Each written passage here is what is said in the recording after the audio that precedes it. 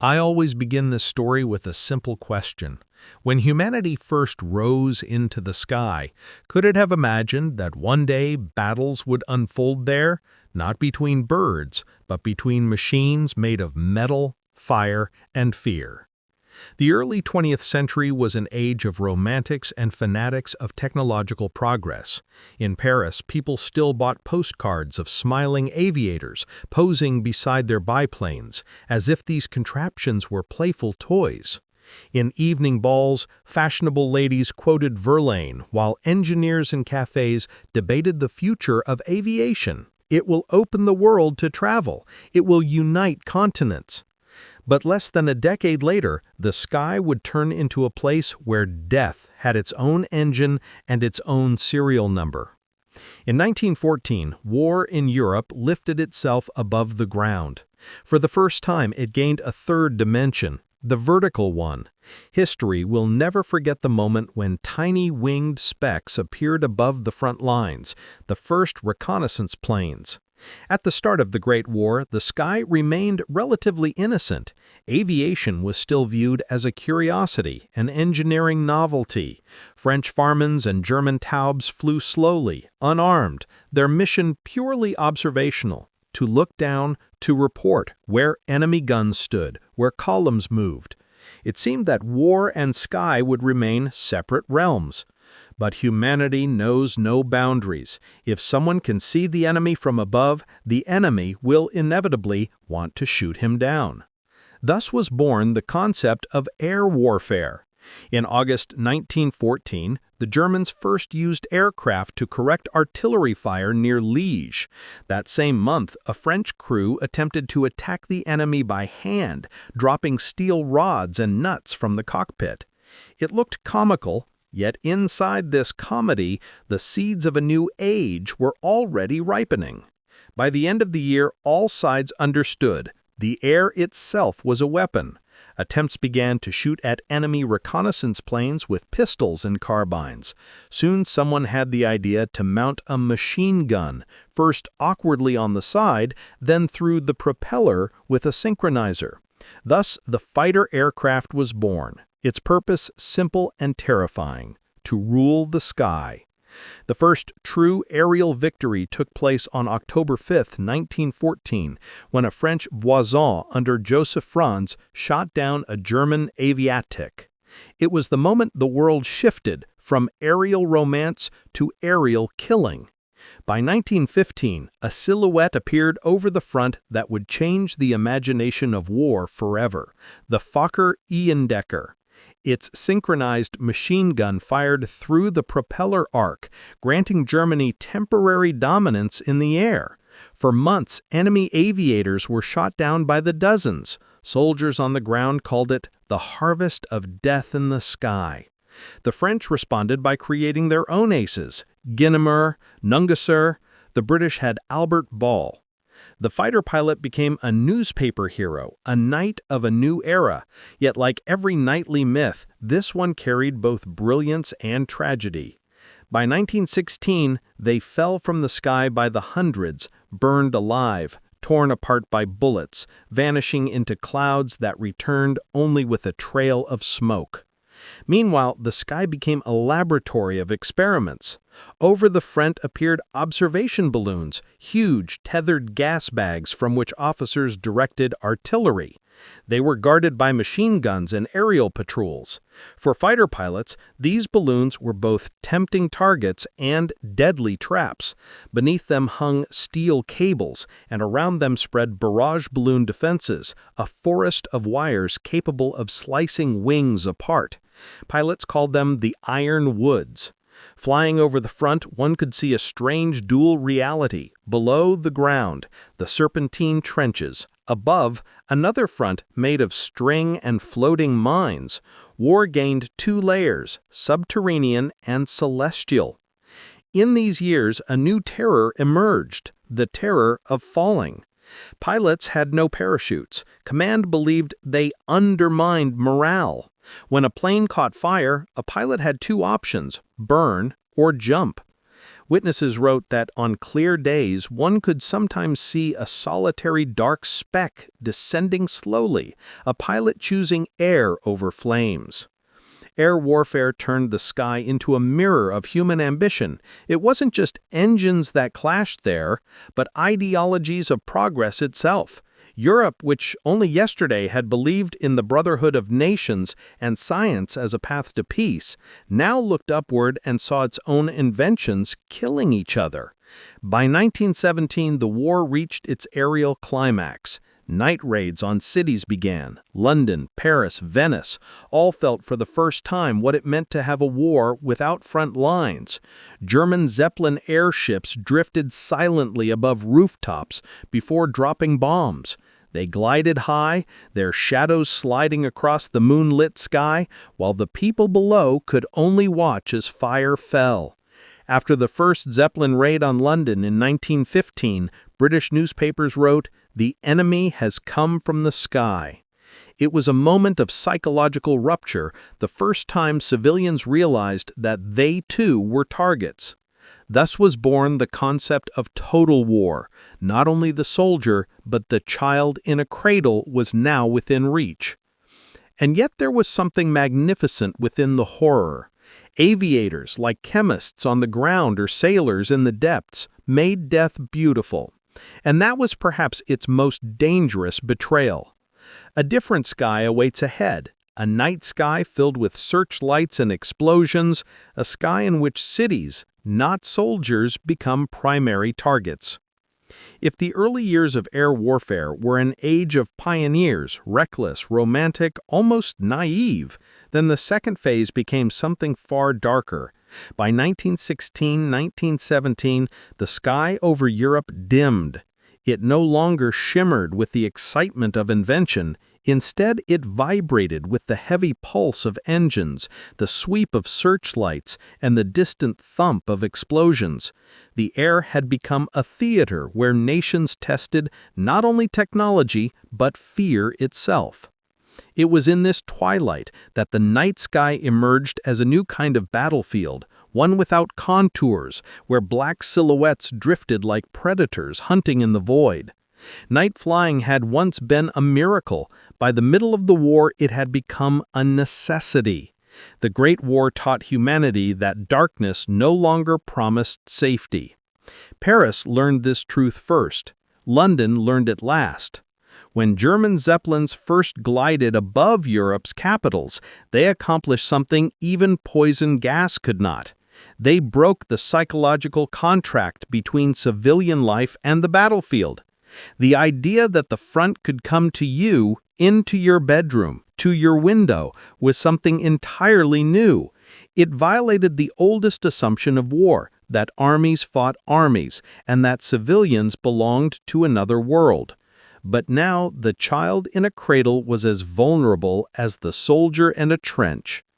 When the first Zeppelin bombed Paris in March 1915, people looked heavenward as though some ancient titan had descended upon the city. The enormous cigar-shaped colossus, bathed in moonlight, seemed almost mythic, a leviathan that had learned to breathe fire. Zeppelins were slow, lumbering, almost medieval in their grace, but they carried within them a terrifying modernity. Their bombs were small, their accuracy poor, but the psychological impact was immense. Citizens awoke at night to the hum of engines, and that metallic drone in the darkness felt more sinister than any artillery barrage. After the first raid on London, British newspapers declared, "The city no longer sleeps under God's sky, but under the sky of war." And they were right. The air itself had become weaponized. But technology, like war, evolves fast. Soon the Zeppelins were joined by new predators, Gotha bombers, German long-range aircraft capable of crossing the Channel. They came not as solitary wanderers, but in formation, dark arrows slicing through the clouds. They did not drift, they descended with intention. During the Great Gotha Raid of June 1917, bombs fell on a London primary school. 18 children were killed. And in that single moment, the British Empire understood. The sky was no longer a romantic arena for daring aces. It was now a zone of national vulnerability. Britain responded by building the first coordinated air defense network in human history. Chains of observation posts, sound locating devices, anti-aircraft guns, and, above all, the great stitched web of searchlights. If the ground resembled a scarred wasteland, the night sky now resembled an experimental laboratory of light. Searchlights, those white spears, became some of the war's most haunting icons. At night, they crossed like dueling swords, carving slices of brilliance into the darkness. Pilots compared them to white fingers probing the heavens. A Gotha flying above London in 1917 would have seen a strange vista: a blacked-out city, the faint silver line of the Thames, and dozens of searchlights weaving geometric shapes across the sky, as if some giant hand were drawing in slow motion. German aviators feared the beams more than bullets. Once trapped in a cone of light, a bomber became a perfect silhouette, a dark crucifix suspended in mid-air. Anti-aircraft gunners no longer fired blindly. They aimed at a target etched by light. The air above London became a duel between mathematics and instinct. But beneath this illuminated sky, the first night fighters were emerging. If daylight belonged to the aces, the night belonged to the patient. Early night fighters had no radar, no electronic aids, nothing that could penetrate darkness. They relied on moonlight, the faint glow of exhaust flames, and pure chance. Pilots called it fencing in total blindness. Imagine two aircraft, both half invisible, both hunting each other in a three-dimensional void. The one who glimpsed even a spark first won. The one who did not fell. It was during these nocturnal duels that the sky ceased to be merely a physical space, but became a psychological phenomenon, a medium of dread enveloping both soldiers and civilians. At the same time, humanity was discovering that the air was not simply a battlefield, but a corridor, a pathway through which war could slip behind enemy lines. Bombing was no longer an experiment, it was becoming a doctrine. Factories, railway yards, ports, all became legitimate targets. For the first time since the Mongol catapults, civilians realized they were pieces on the strategic chessboard. Air warfare democratized fear. And yet, parallel to fear, fascination grew. Newspapers published portraits of pilots seated in their cockpits like knights in steel saddles. Children in London and Berlin collected postcards of their heroes. Even as bombs destroyed homes, the myth of the aviator, noble, courageous, free, persisted. Pilots wrote surprisingly philosophical reflections in their diaries. They felt like pioneers, or like the condemned. One British night fighter captured the mood perfectly. The sky at night is neither friend nor foe. It is a mirror. In it, you see only yourself, magnified by the terror of altitude. By late 1917, the air war had become something the world had never experienced. A constant struggle over altitude, darkness, psychology, and technology. The sky over Europe no longer resembled the heavens of poets. It resembled the dim, humming ceiling of an immense industrial factory. Machines hunted machines. Searchlights hunted shadows. Fear hunted everyone. But the transformation was not complete. The next phase would be darker still. The birth of strategic bombing as an ideology. The moment when generals began to believe that destroying cities could break nations. And once that idea took root, the 20th century learned a new truth. If ground war devours bodies, air war devours civilizations. There is a moment in every great technological shift when humanity crosses an invisible threshold, a point beyond which the old rules no longer apply. In air warfare, that moment came when military thinkers stopped asking whether cities could be bombed and began asking how effectively they could be destroyed. If the first phase of aerial combat was born from improvisation and the second from fear, then the third was born from cold calculation. By 1917-1918, the sky had become an abstract arena, a chessboard suspended above nations. Generals who once commanded infantry squares and cavalry lines now found themselves commanding formations of shadowy insects that could leap across borders. The bomber became not merely a machine, but an idea. The idea that strength could be projected not against armies, but directly against societies. This shift did not happen overnight. It grew from the soil of industrial logic, a logic that whispered, if war is total, then the destruction must be total too. The first theorists of strategic bombing were not monsters. They were men shaped by the catastrophe of trench warfare, men who saw ridges soaked in blood and concluded, wrongly, tragically, that a different method of killing might be more humane. Break the enemy's will, they argued. Strike their factories, their railways, their power. Paralyze their capacity to fight. In the abstract, it sounded rational, but abstractions have a way of ignoring the people who live beneath them. The British theorist Hugh Trenchard argued that air power could bypass the trenches entirely, striking directly at the vital organs of the enemy. German thinkers like von Eberhard and von Höppner echoed similar thoughts. The idea spread quickly, like a contagion. Generals looked at maps not as landscapes, but as grids of vulnerabilities. Cities became nodes, nodes became targets, targets became acceptable. And the sky, once a symbol of aspiration, became a ledger of calculations.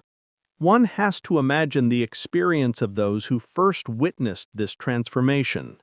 Civilians who had never seen a battlefield, but who suddenly found themselves thrust onto its coldest edge.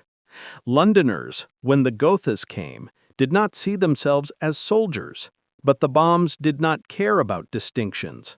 They fell on bakeries, apartment blocks, river docks, schoolyards. A single raid in 1917 left bodies scattered like punctuation across a page of history that was being rewritten without consent. In one diary, a London nurse wrote, "I had thought war was something that happened 100 miles away, but tonight the war came through the roof." The German civilian experience was different, not because they were spared, but because their fear grew in anticipation. British retaliatory raids, small and clumsy at first, soon matured into more coherent operations.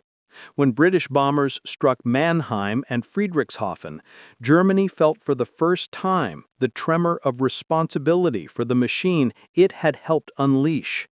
Even the French, whose early aviation philosophy had enforced finesse, and finesse alone, joined the doctrine. Their Breguet and Voisin bombers crossed the lines repeatedly in the war's final year, each raid a statement that no place, no person, no building was sacred. Thus Europe entered the age of reciprocal terror. The night sky itself changed character. It grew tension, like a string pulled tight. Cities lay in enforced darkness, hoping to make themselves invisible, as if modesty could hide them from destruction. The blackout was a strange social experiment. Every lamp extinguished, every window shuttered, every street dimmed until the metropolises of enlightenment resembled medieval towns waiting for marauders. Children slept in cellars. Families ate supper in silence, ears tuned to the distant drone of engines. Factories worked behind covered windows, their glow cloaked as if ashamed. Above them, the bombers crawled across the night like metallic constellations. The sky was no longer God's canvas. It was an equation. The bombs themselves were primitive, flimsy casings filled with metal fragments, often inaccurate and unreliable, yet they carried more than explosives. They carried psychological mass. A trench explosion kills those nearby. A bombing raid kills those far from the front and terrifies millions more. It introduced a new kind of fear, almost philosophical, the fear of arbitrary annihilation, delivered without warning, without motive, without reason. In medieval warfare, enemies were visible: horsemen, infantry, siege towers. In the industrial age, they were hidden behind horizons, artillery far beyond sight. But in air warfare, the enemy became invisible until the moment of impact. This was something new. This was something pure and cold. The 20th century would learn to live with this fear, but the Great War was the century's first lesson. It was during this period that military planners took their most fateful step. They began to consider the mass bombing of cities not as an improvisation, but as a possible strategy for ending war altogether. If people suffer enough, some argued, they will demand peace. It was a seductive logic, the kind that only seems reasonable when one forgets the humanity behind the statistics. In 1918, the British formed the Independent Air Force, the world's first strategic bombing arm. Its purpose was clear: to strike deep into Germany, to terrorize war industries, to break morale. The Germans planned similar campaigns with their Riesenflugzeuge, giant bombers that looked like flying cathedrals of steel.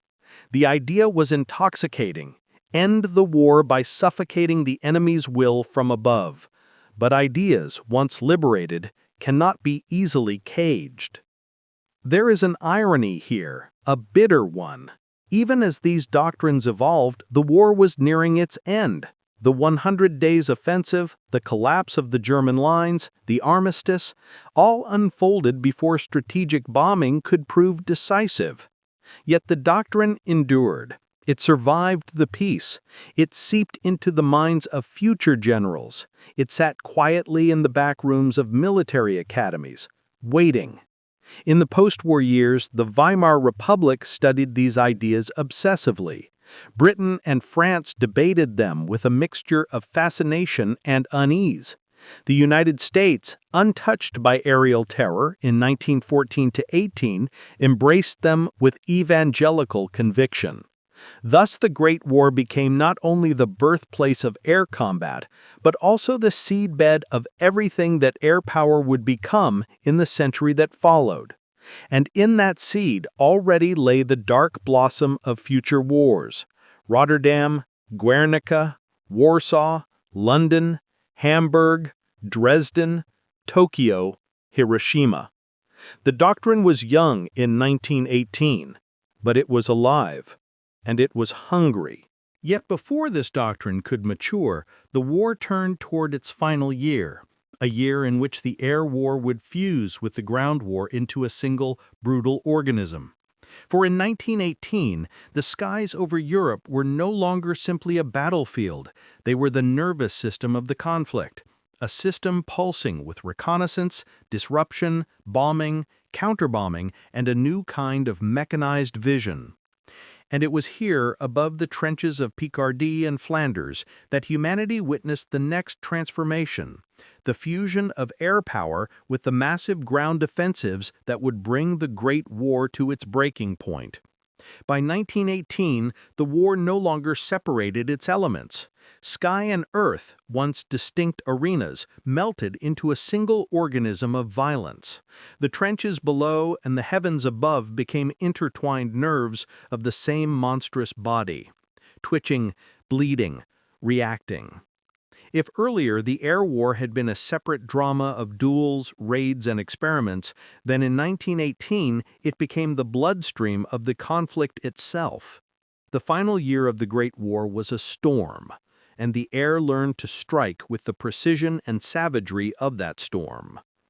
The year began with a catastrophe that few on the Allied side expected: Operation Michael, the German spring offensive. It was a blow conducted with the logic of desperation. Russia had fallen. The Eastern Front had vanished.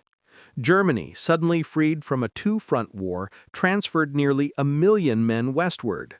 Ludendorff believed he had a narrow window, a season perhaps, to crush the British before American troops arrived in force. The Germans attacked not just with infantry, but with something new: tactical integration. Stormtroopers led the way, but above them roared squadrons of German aircraft, the Jagdstaffeln, darting through the mist like steel insects. For the first time, air power was not merely support, it was a partner. German planes strafed trenches to paralyze communication. They hunted observation balloons with ferocity. They dropped small fragmentation bombs on crossroads to tangle retreating columns. The earth shook from artillery, but the sky trembled with just as much violence. British troops reported that during the March assault, the air was black with crosses. The RC, soon to become the RAF, lost hundreds of aircraft in mere weeks. Some airfields were overrun on the ground by advancing Germans. It was as if the war had tilted, pitching everything westward.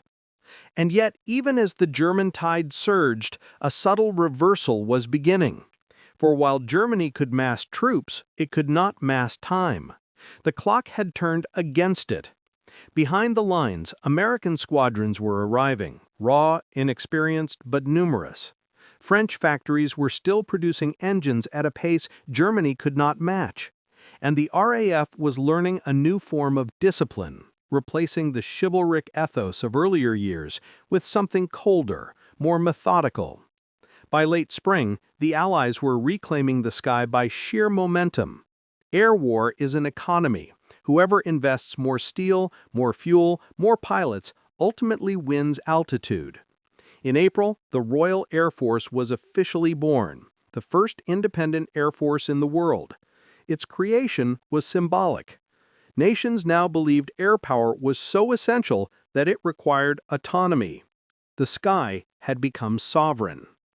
During the German offensives, one battlefield revealed this new fusion with almost surgical clarity: Villiers-Bretonneux, the site of the first tank versus tank battle, yes, but also one of the first fully integrated air-ground clashes in modern history. Above the burning fields, aircraft swarmed like hornets. German Albatros and Pfalz fighters attacked low, strafing Australian and British defenders.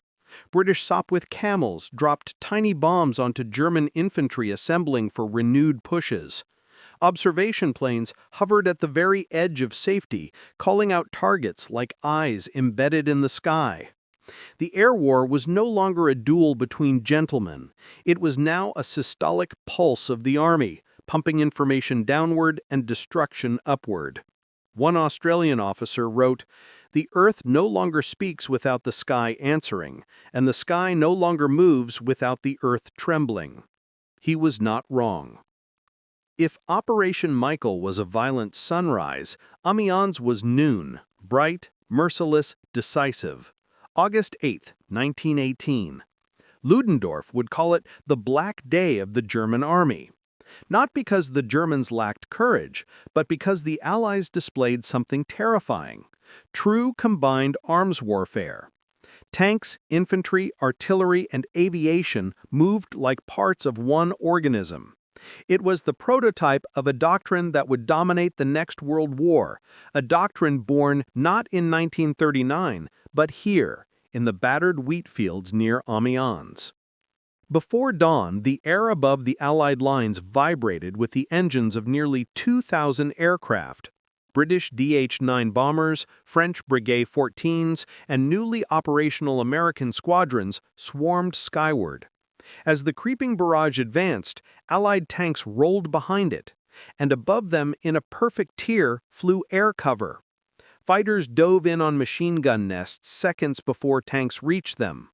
Reconnaissance aircraft updated positions in real time, adjusting the artillery mat as if the front were a living, moving machine. The German diary entries from that morning read like laments. "They are everywhere. in the sky, on the ground, all at once. For the first time, German infantry felt what it was like to be attacked from every angle of the compass and from every dimension of space. The air war was no longer an accessory, it was the architecture of victory. But the skies above Amiens concealed something deeper, a philosophical shift. For centuries, armies had moved with the speed of horses and the patience of seasons. But now, with engines thundering above and below, war suddenly felt accelerated. Time itself sped up. Decisions took minutes, not days. Movements occurred in hours, not weeks. A pilot flying reconnaissance in 1918 glimpsed a future where war would be defined not by territory, but by velocity. One American observer wrote, "Everything moves so fast that the Earth cannot understand what the sky is doing." The future was arriving, loud, metallic, unstoppable. Even as the Allies advanced, the air war grew more ruthless. The RAF began systematically bombing German supply lines, railway junctions, and troop concentrations. French bombers hit bridges, depots, factories. Germany, strangled by blockade and shortages, could no longer respond effectively. Its aircraft dwindled, its fuel ran thin, its pilots were exhausted. By September, the German air service was fighting on inertia alone. By October, even the legendary aces, those who had defined the early war, were falling one by one. Above a collapsing empire, the sky itself seemed to sag. And yet, in these last months, something strangely human emerged. Pilots on both sides, sensing the war's end, wrote letters with a tenderness rare in wartime diaries. One British flyer wrote, "We are not fighting men now. We are fighting the wind, the noise, the exhaustion. The Germans are no longer our enemy, distance is." Another, a German Ufts, scribbled on the eve of the armistice, "I no longer fear the enemy. I fear that the sky will forget me when the war is over." The pilots, like the trenches below, were becoming historical relics even before the guns fell silent. When the armistice finally arrived on November 11, 1918, the airfields became quiet plains of rusting wood and canvas. Propellers slowed to stillness. Engines that once roared across continents now cooled in the morning frost. But something irreversible had happened. The war had created not just aircraft, but air power, a concept as potent and volatile as dynamite. The sky had proven its strategic value, and nations, intoxicated by that new power, would never again relinquish it. The Great War ended, but the sky did not return to innocence. It would never return. For above the charred forests, the collapsed trenches, the abandoned balloon stations, a new reality hovered.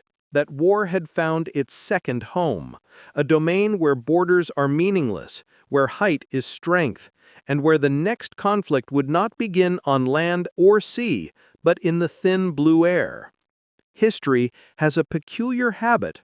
When a great disaster ends, people do not breathe freely, they dream. And after 1918, humanity dreamed of the sky. The Great War had carved a rift in the world's memory, a kind of civilizational scar. But from that wound emerged something uncanny, the belief that the future belonged not to the ground, not to the sea, but to the air. The pilot, once a fragile daredevil clinging to canvas and wooden spars, now walked like a conqueror. The airplane, once a novelty, now carried the aura of destiny. It was an illusion. A magnificent, dangerous illusion. But illusions often govern the world more powerfully than truths. What followed in the 1920s was not peace. It was incubation. In the months after the armistice, thousands of aircraft stood silently on muddy airfields across France and Belgium. The winter of 1918 to 1919 froze them into strange pale sculptures, Sopwith Camel stiff with frost, Fokkers sagging under snow, RE-8s and Breguet bombers glazed like relics in ice. Mechanics who once worked 16 hours a day wandered through these graveyards of canvas and aluminum, touching wings with the reverence one gives to tombstones. Pilots who survived the final offensives walked between rows of abandoned machines as if revisiting their own memories, memories of fire, speed, triumph, terror. Some of them could not adjust to silence. The pounding of engines had become the rhythm of their blood. In Germany, ace pilots returned to homes that no longer recognized them. The Kaiser was gone, the old empire dissolved. What remained was a fragile republic, trembling between poverty and rage. Many pilots found no work, no purpose, and no peace. The sky had given them an identity, and the earth took it away. One former Jagdstaffel pilot wrote bitterly in his journal, "We flew above nations. Now we stand in breadlines." Yet in this bitterness, a seed was sprouting, a nostalgia for the sky that would soon be weaponized by politics. Elsewhere, theorists sharpened their pencils. The battlefield was quiet, but the lecture halls were loud. In Britain, Hugh Trenchard, now the first chief of the air staff, insisted on a radical idea that air power alone could decide future wars. Bomb the enemy's factories, his railroads, his cities, his morale, and the nation would collapse before its armies ever fired a shot. It was a seductive argument for a country exhausted by trench warfare. Trenchard promised victory without Passchendaele, without Verdun, without Somme. He believed an air force could strike the heart of a nation directly, bypassing the shield of armies. It was a doctrine of abstraction, terrifying in its simplicity. France embraced a similar prophet, the intellectual and visionary Giulio Douhet. His book, The Command of the Air, argued that the bomber was the supreme instrument of war, more important than infantry, armor, or naval power. He declared, "The bomber will always get through." It became one of the most influential and most catastrophic predictions in modern military history. For what began as theory soon hardened into policy. In Weimar Germany, where humiliation and economic collapse formed the daily atmosphere, the air war of 1914 to 1918 became a myth, not of defeat, but of possibility. The German General Staff, though forbidden from owning combat aircraft under the Treaty of Versailles, quietly funded commercial aviation ventures that were little more than disguised training schools. Pilots practiced acrobatics under the pretense of civil flying. Technicians tested engines in hidden workshops. Students studied foreign journals on bombing and air strategy as if reading forbidden scriptures. The future Luftwaffe began as a ghost, invisible, illegal, but palpably real. And beneath all of this lay a societal longing, the belief that the humiliation of 1918 could be reversed not by armies trudging through mud, but by aircraft sweeping across the sky like avenging angels. The myth of the sky became the myth of national resurrection. Meanwhile, the United States, which had entered the war late, experienced the air conflict not as tragedy, but as revelation. American pilots had tasted only the final year of the war, the energy, the momentum, the technological thrill. For them, aviation was associated not with despair, but with possibility. The U.S. Army Air Service emerged from the war with a conviction bordering on religious zeal. Air power was the future, and America, with its vast industry and untouched homeland, was destined to command it. Even civilians felt the pull. Newspapers published glamorous photos of returning aviators, young, handsome, confident, symbols of American modernity. In New York cafes, people spoke not of trenches, but of altitude, horsepower, new alloys, and newly imagined frontiers. The Great War had ended. The next sky had already begun. But beneath all this idealism brewed something more troubling, the illusion of a new kind of war, one fought not between armies, but between entire societies. A war without battlefields, a war without trenches, a war where cities replaced forts and civilians replaced soldiers. This illusion derived from a subtle misunderstanding of 1914 to 1918. People believed that air power could have won the war decisively if only it had been larger, faster, more organized. Thus, the tragedy of the past became the blueprint of the future.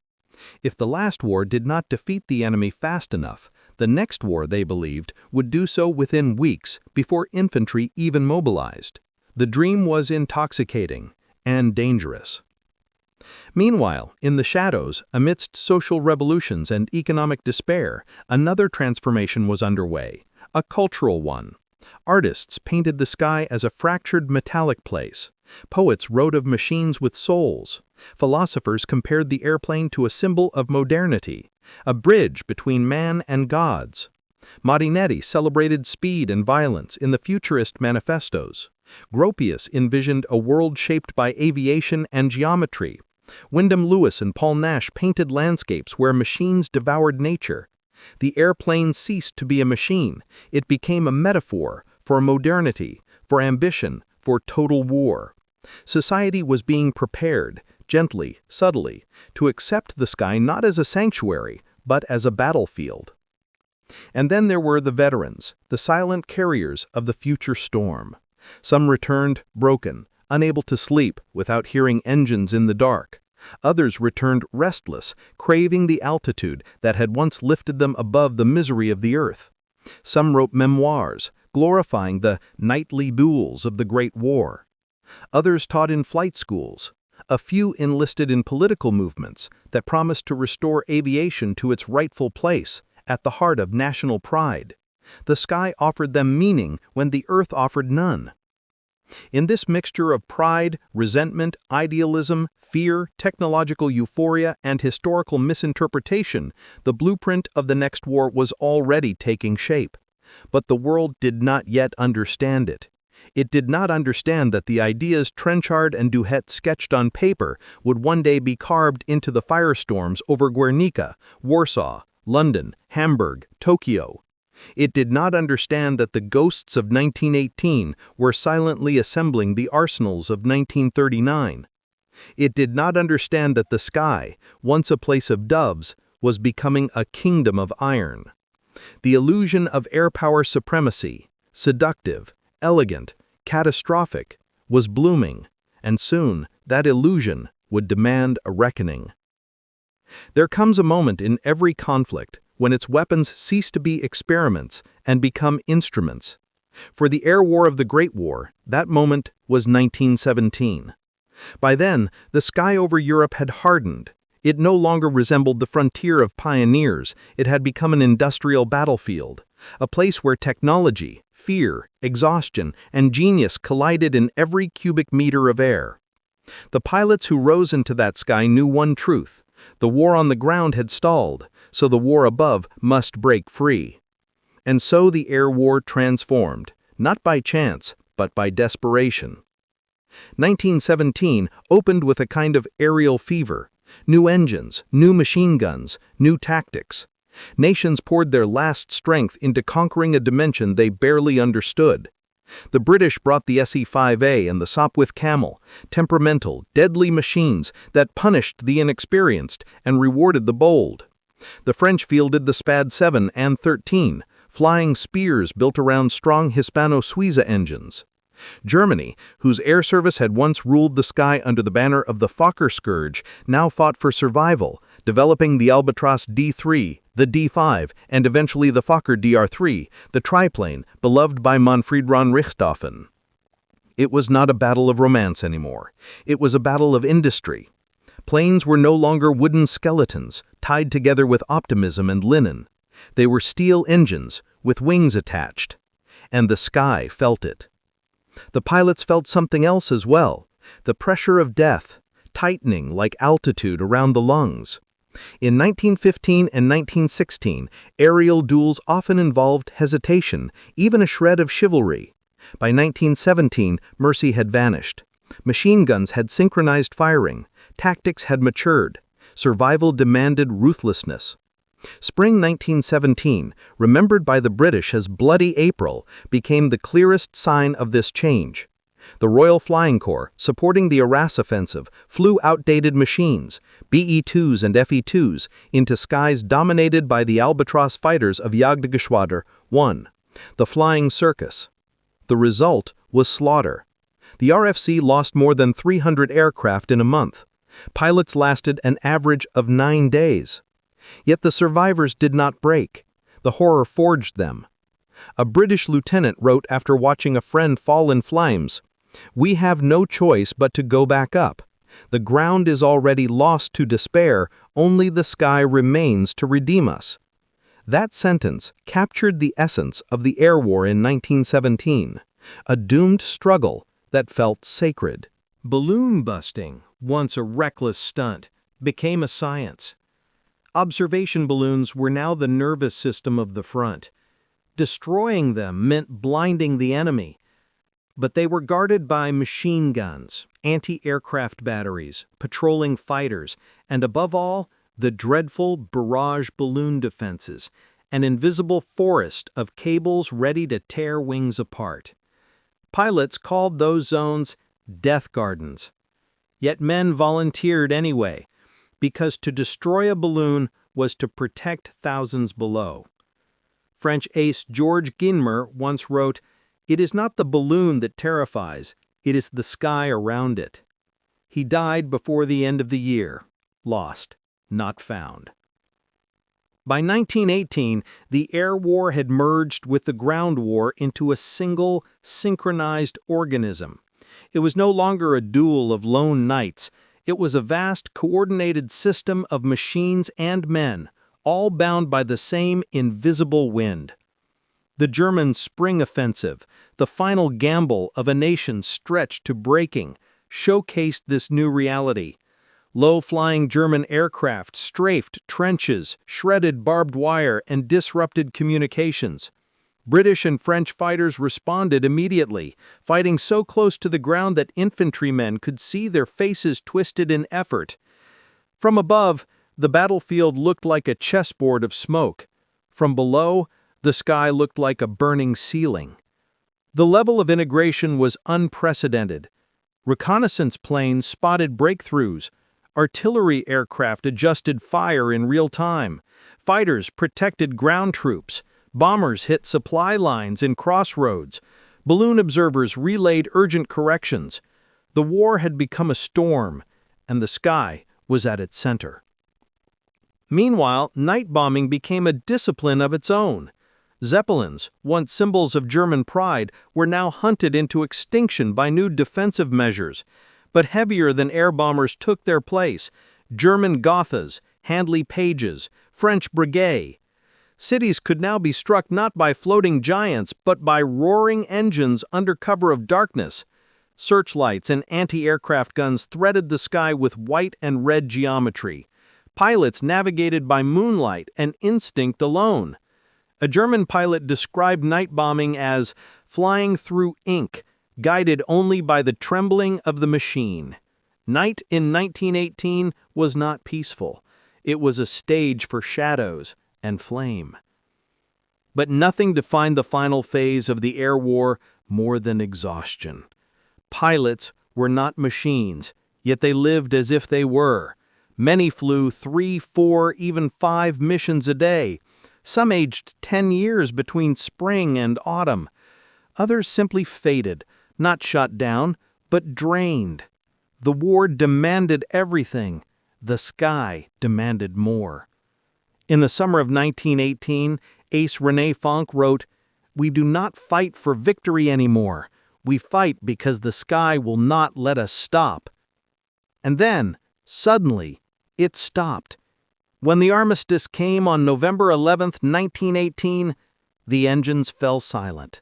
The sky became empty again. But the silence felt unnatural, as if the air itself had grown used to violence and now missed the thunder. Pilots stepped from their machines like men returning from another planet. Some cried, some laughed, some could not look at the sky at all. The air war had lasted only 4 years, but it had dragged humanity 4 centuries into the future. The world that entered 1914 with balloons and pistols left 1918 with synchronized machine guns, formation tactics, aerial bombing, and industrial fighter squadrons. The sky, once untouched, had been remade by human ambition, and it would never be innocent again. There is a cruel irony in the story of the First World War. The men who fought in the clean, cold air above the mud were often the ones most scarred by what they saw.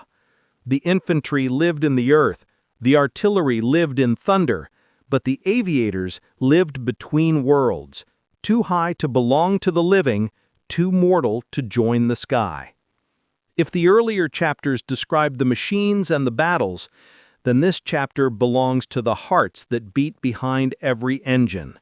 For the air war was not only a technological revolution, it was a psychological one.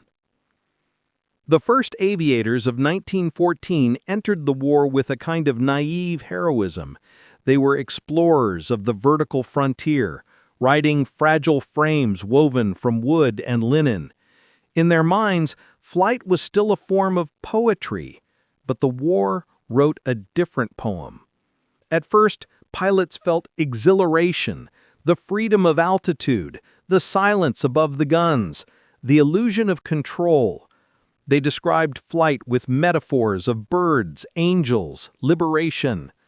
Yet, as the war deepened, the metaphors changed. The sky, once imagined as a cathedral, became a cage of wind and bullets. A French observer wrote, "We found heaven and discovered that it too had trenches." What separated aviators from the men in the trenches was not courage. That existed everywhere, but the peculiar loneliness of their battlefield. A pilot could die without a witness. He could fall in silence, spiraling through clouds, vanishing into forest or wasteland or swamp. His body might never be recovered. His machine might burn unseen. He fought alone, even when flying in formation. This solitude shaped them. It made some philosophical, others fatalistic, a few quietly broken. An RC pilot confessed in a letter, "I fear the silence more than the shells. In a crater, your friends die beside you. Up here, you die where no one can hear you scream." The stress was relentless. Every sortie meant the possibility of death by fire, the most feared fate in the air. Parachutes were not issued to Allied pilots. Command believed they encouraged cowardice. Thus, men flew knowing that if fuel tanks ignited, the cockpit became a furnace. German pilots received parachutes in 1918, late, imperfect, unreliable, and the Allies resented their existence, not out of jealousy, but because it reminded them of their own vulnerability. A British pilot wrote bitterly, "We strap ourselves to our cremation." It was not an exaggeration. Fear became a constant companion, not the sudden fear of battle, but a slow, chronic, eroding fear. Pilots developed what they called the twitch, a condition where nerves misfired, hands shook, or vision blurred. Some experienced nightmares of falling, the sensation of endless descent. Others felt trapped on the ground, unable to breathe unless inside a cockpit. A few refused to fly and were quietly reassigned. Most returned to the sky anyway. They flew because they had to, because others depended on them, because they did not want to abandon comrades. But some flew because the sky itself had become their addiction. In this strange realm of terror and beauty, aces emerged not because they sought glory, but because they mastered survival. Manfred von Richthofen, Albert Ball, René Fonck, Georges Guynemer, Edward Manock, each became myth, but each lived with dread. Richthofen wrote late in the war, "I am tired. The sky is the same every day. Only the dead change." Albert Ball, the British ace, idolized by newspapers, wrote, "I cannot bear this much longer. The world below seems so peaceful from above. It feels like I am killing it." Guynemer, the beloved French hero, disappeared into the clouds in September 1917, leaving no grave, no wreck, no farewell. Manock, Arguably the RAF's deadliest pilot, taught his students never fly straight, never hesitate, and never think too long about tomorrow. He was killed weeks before the armistice. Their myth suggests invulnerability. Their letters reveal fragility. Yet not all feelings were dark. Amid the terror, many found transcendence, moments of clarity unreachable on Earth. A pilot climbing through sunrise described the sky as a kingdom untouched by war, though stained by it. Another wrote, "Above the clouds, it feels as if we are what humanity was meant to become." This contradiction, horror intertwined with beauty, haunted their memories. The sky gave them perspective. The war took everything else. Camaraderie in the air services was unlike anything on land. Pilots ate together, trained together, risked death together. They lived with intensity because tomorrow was not guaranteed. Their huts and barracks were filled with laughter, arguments, piano music, letters from home, small rituals before flight. They carved names on tables, photographed each other constantly, shared superstitions, lucky scarves, lucky charms, lucky routines. Some decorated their machines with personal symbols, hearts, skulls, crosses, animals, initials. They were not flamboyant gestures, but claims of identity in a war that stripped identity away. Every squadron had ghosts, empty chairs, silent beds, untouched mugs. No one removed them. No one could. By the beginning of 1918, the war had consumed almost everything: landscapes, empires, youth, illusions, but there was one frontier it had not yet exhausted: the sky. This final year transformed aerial warfare from a collection of scattered innovations into a unified force, a force capable of shaping entire campaigns. The sky was no longer an accessory, nor a laboratory, nor a stage for duels. It had become a weapon of strategy. And in this last chapter of the war's violence, the air war reached its most intense, coordinated, and devastating form. The first tremor of this shift came with Germany's spring offensive, the largest operation it had mounted since 1914, when Ludendorff hurled his stormtroopers across the fog-filled front in March 1918. The German air service did not merely support the attack, it enabled it. Low-flying German fighters and Schlchtwaffen strafed trenches, shattered communication lines, and turned the front into a crawling chaos. Observation aircraft guided every stage of the advance. Bomber squadrons struck railway hubs behind British lines, tearing apart the arteries that fed the front. It was the first time in history that an offensive on the ground felt choreographed by the sky. A British corporal wrote, "We fought the Germans with rifles. They fought us with the air." This was no longer the air war of 1915. It was coordinated, relentless, systemic.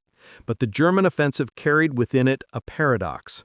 It proved air power's strength precisely as Germany's own strength began to collapse. Fuel shortages, pilots' exhaustion, aging aircraft, the long attrition of the blockade. A sky that once belonged to Germany began slipping away. And into that widening sky stepped a force the Allies had waited for: American aviation. The arrival of the American expeditionary forces injected new blood into a sky that had grown old. At first, American pilots flew French machines, the nimble Nieuport 28, the powerful Spad 13. But what mattered more than the equipment was the energy: raw, aggressive, fearless, often disundisciplined, but undeniably disruptive. They joined the British and French in massive offensive sweeps, called barrage patrols, that sought to dominate entire sectors of airspace. They learned from veterans, adapted quickly, and brought a sense of momentum to the Allied cause. One French officer wrote, "They arrived like the future, noisy, eager, untamed." And the future was exactly what was needed. As summer approached, the air war became a kind of continuous storm. From Flanders to the Marne, From Amiens to Somme, entire battlefields pulsed with the vertical motion of squadrons rising and falling.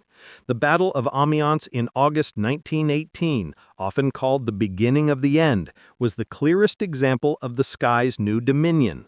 For the first time in the war, the Allies unleashed a full orchestration of air power. Fighters flew continuous top cover over advancing infantry. Bombers pulverized roads, bridges, and supply dumps behind German lines. Ground attack aircraft roared at treetop height, scattering troops and horses. Observation planes updated artillery maps in real time. Balloon observers directed counter-battery fire with unprecedented accuracy. Camels and Spads intercepted German reinforcements before they reached the battlefield. It was not merely air support, it was air supremacy. German diaries from that week often read like laments. The sky is theirs, it follows us. Yet even in this moment of Allied dominance, the price paid by aviators was merciless. Pilots flew 4, sometimes 5 sorties a day. Engines overheated, fuel leaked, guns jammed, arms went numb from holding control sticks against shuddering wind. Some pilots aged visibly in a matter of weeks. Many simply disappeared, lost in clouds, swallowed by forests, consumed in flames. The sky had become a graveyard without markers. September and October 1918 brought the last great convulsions of the air war. The Battle of Somme, the first major American-led offensive, showcased a level of aerial coordination no army had ever attempted. Over 1,400 Allied aircraft, fighting, observing, bombing, patrolling. It was a demonstration of what the next century would later perfect. Combined arms shaped from above.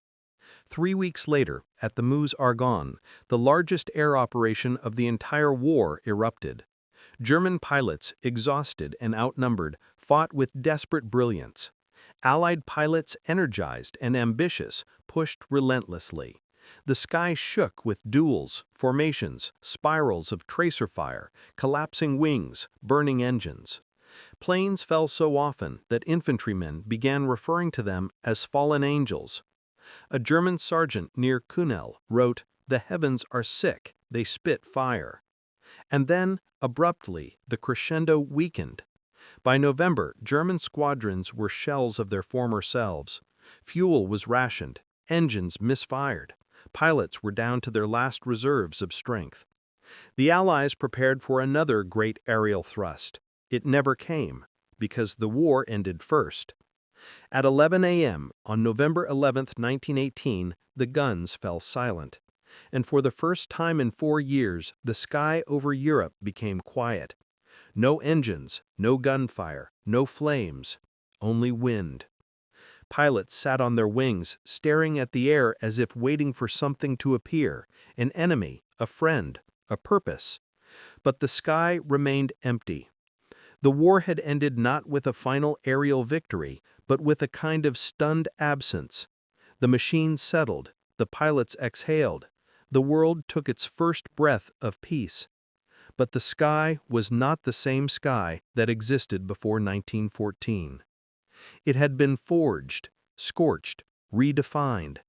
The Great War had given it the fighter, the bomber, the reconnaissance doctrine, the tactical airstrike, the night raid, the anti-air network, the synchronized machine gun, the idea that the air could shape the fate of nations.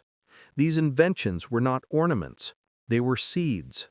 Seeds planted high above the ruined fields of Europe, waiting for the next storm to make them bloom. When the armistice silenced the trenches on November 11, 1918, the world exhaled, unevenly, uncertainly, as if the air itself might reject peace. But above the mud, the ruins, the burned forests, another silence lingered, the silence of the sky, emptied of engines for the first time in years. For 4 years, Europe had lived under a canopy of noise. Propellers, machine guns, bombs, balloons, shouting observers, the metallic scream of dive and stall.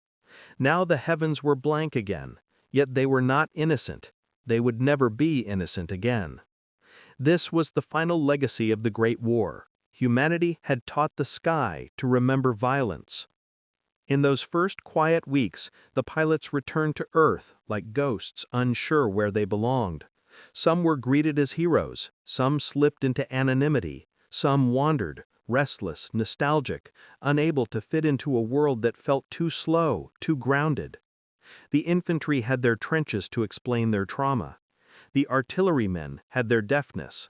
But the pilots had only memories, and memories are invisible.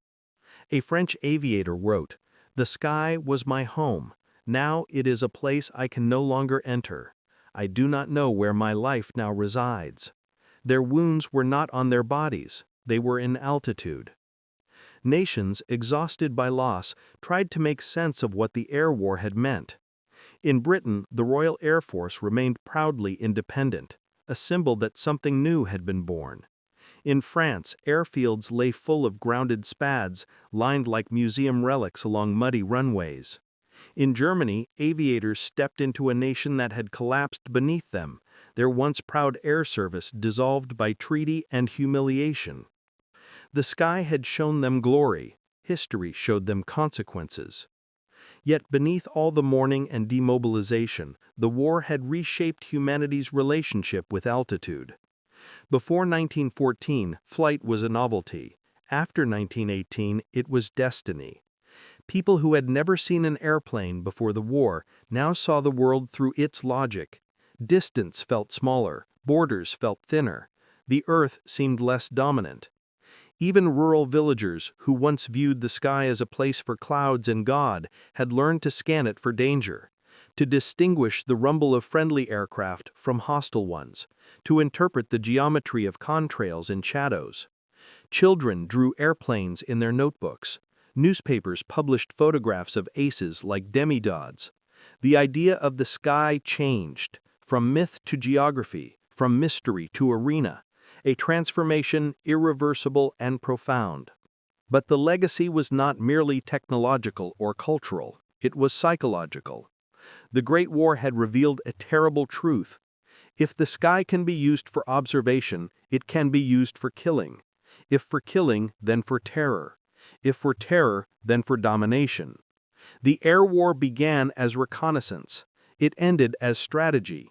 From balloons to bombers, from pistols to synchronized guns, from scouting to night raids, the progression had been fast, almost impatient. Humanity had taken 10,000 years to master the earth. It had taken only 4 years to turn the sky into a battlefield. And that speed frightened the thoughtful. A British philosopher wrote after the war, "We have opened a door into a new element, but we do not know how to close it." He was right. There was irony too, sharp, bitter, unforgettable, because the aviators of 1914 to 1918 had believed, many of them sincerely, that they were fighting in a cleaner war, a war above the mud, a war without rot, without poison, without rats, without drowning. But the sky had its own horrors, and unlike the trenches which were confined to a line, the air was infinite. A prelate could not hide, a pilot could not dig, a pilot could not retreat. He could only climb, into danger, into fire, into thin air where breath itself became a privilege. The irony of their war was simple. They flew to escape the earth, yet found a death more absolute. And still, amid all the violence, something miraculous had happened in the sky. Something contradictory, something eternal. The aviators of 1914 to 1918 had glimpsed beauty unimaginable to the soldiers below.